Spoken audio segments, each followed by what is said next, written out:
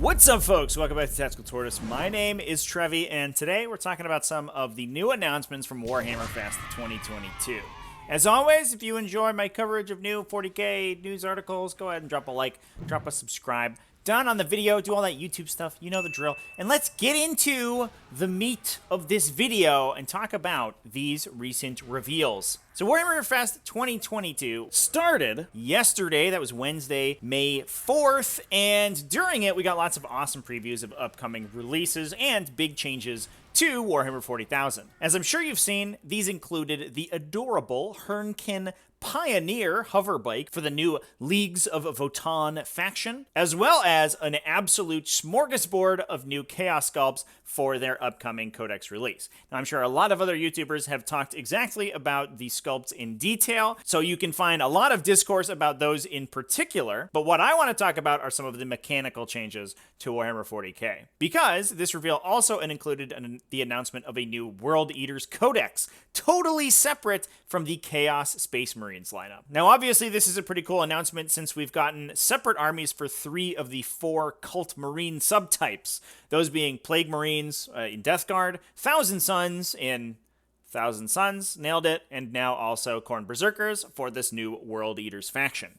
I'm excited to see what World Eaters will bring to the table that's separate from the other Chaos Space Marine sub-factions, and I have my fingers aggressively crossed for an Emperor's Children book in the not-too-distant future as well, to round out the entirety of the multicolored Space Marine collection. It will be awesome to have Chaos Space Marines finally as a counterpart to Imperialist Space Marines, which have a lot of different supplements for each of the different chapters you can play, and now we're going to have fewer but more unique individual legions for Chaos Space Marines, and I think that does a lot to flesh out 40k as a whole. With all that out of the way, what I really wanted to talk about today was the announcement of the next Warzone Supplement for Warhammer 40k and some of the absolutely insane changes being made to the game that were spoiled in this reveal. Warzone Nephilim is going to be the next grand tournament season for the game in the second half of 2022, probably launching sometime in June or July. Alongside updated missions and points updates that we can come to expect from these new GT books,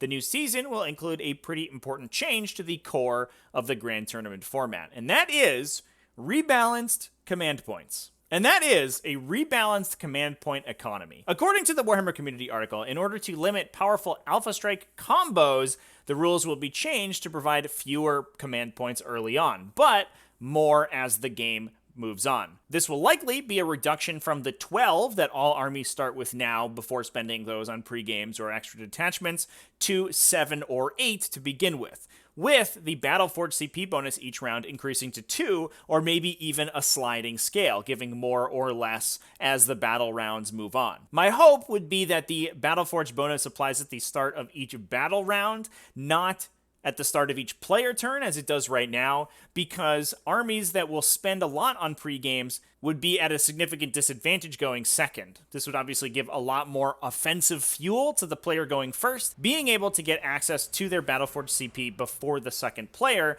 can get access to theirs and use those CP to defend themselves. So, for example, if you and your opponent both start with 7 or 8 points, spend several pre-game, and have 3 or 4 to start with, in this new system, the player going first would then, assuming that you get, say, 2 points for that battle round, immediately bump up to 5 points, whereas this player going second would only have 3 to spend on defensive stratagems like Interrupt, Transhuman Physiology, Emperor's Auspice, all that stuff. That would be a pretty big deal, so hopefully there are mechanics to balance that out. Maybe even generating those CP for every player turn, not just your own, so you will get 2 each battle round, but be able to have access to some both offensively and defensively. The permutations are endless. It's going to be interesting. Now, the nominal rationale for this change is to limit the power of Alpha Strikes, but this feels to me like a band-aid change at best for the heart of this issue. The design team has done great work in 9th edition to limit the raw strength of stratagems, increasing the cost of old staples like Veterans of the Long War equivalents, as we've seen in their current round of Chaos Space Marine faction codexes, bumping those from 1 CP to 2 CP and limiting their effectiveness, while limiting the targeting or even straight up removing effects like shooting or fighting twice. Those used to be available in almost every faction and now are exceedingly rare. And all this has created an environment where, while some powerful stratagem combos do exist, the vast majority of stratagems are simply toolbox abilities. And the age where dumping 10 CP into a turn to inflict crippling damage is mostly past. But that's not to say that 40k doesn't have a damage problem, because, oh boy, it does. It absolutely does. But those issues lie with data sheets, not stratagems.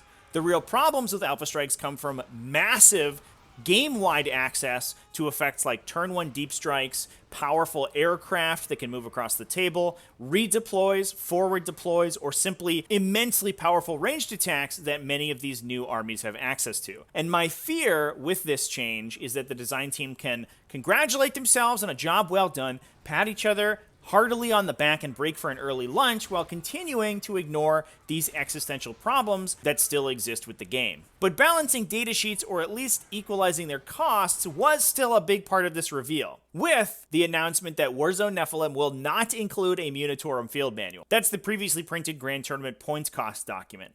Instead, these points will be included in the Warhammer app and on a living document in the Warhammer community site. And this is the big announcement of the day. Finally, a move towards rule digitization, which I know from every comment section on every single video I've ever made that even touched a little bit on game balance is something that the 40k community is wholeheartedly behind. With data slate updates, White Dwarf releases, Codex releases, and hot fixes changing points values constantly, it wasn't unheard of for the points to be wrong in a Codex or Munitorum field manual booklet even before that book got released. So having a living document to consolidate all of these values is going to be absolutely invaluable. My hope would be that the 40k team could use this powerful tool to release more frequent updates to the game's balance, reining in overlooked options and codices, or just hot-fixing problematic factions.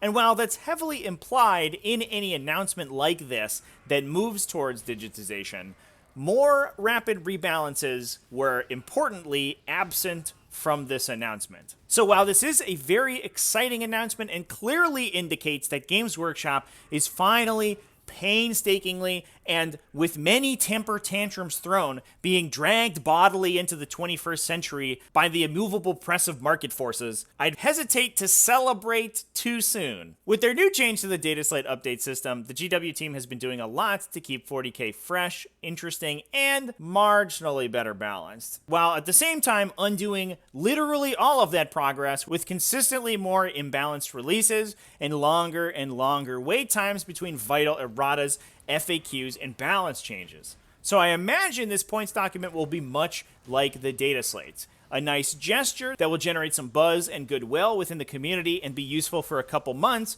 but will quickly become unmanaged or forgotten, and will end up back in the same rocky, leaky, entirely unbalanced boat in 6 months' time, just with an easier way to reference how undercosted some units in the games have become.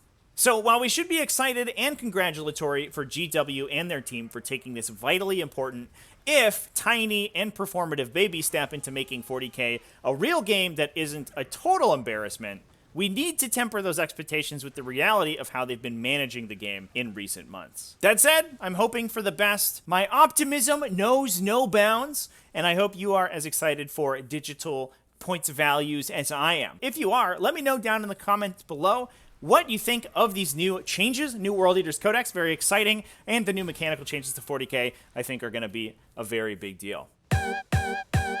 Thanks for watching all the way to the end of the video, and as always, big thanks to everyone who supports the channel either over on Patreon, patreon.com/tacticaltortoise, also YouTube channel members. You can join in the link down below. Twitch subscribers as well. All those people are great, and I love you.